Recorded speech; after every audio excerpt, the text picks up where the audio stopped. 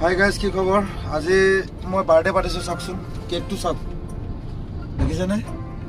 এইটো হৈ গ'ল আপোনাৰ সেইদিনাখন মানে মই আপোনাৰ গুড় লুট কৰিছিলোঁ। গুড় লুট কৰোঁতে মানে মৰমতে দাদা এজনে দি পঠিয়াইছে মিঠৈ 2 চপৰা। 1 চপৰা এইটো ঘৰলৈ লৈ যাম আৰু 1 চপৰা মই আৰু মোৰ ভাইটি আছে কালে দুইটাই আমি 1 চপৰা দুইটাই খাই চেছ কৰিম। আজি চিমেণ্ট ফেক্টৰী আছোঁ। চাওকচোন ইমান ধূলি ইয়াত।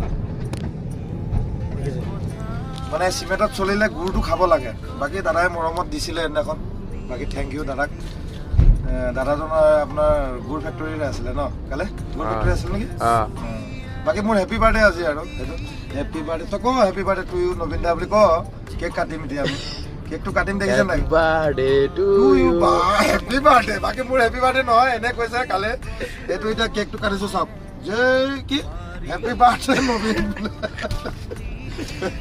ল এতিয়া কেকটো তই ইয়াৰ পৰা খা আধা, মই ইয়াৰ পৰা আধা খাওঁ। আৰু নহ'লে তোক লাগিলে তই ইয়াৰ পৰা আৰু অলপ কাটি খা।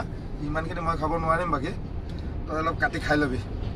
আকৌ তোক লাগিলে আৰু লৈ ল'বি দেই ভাই।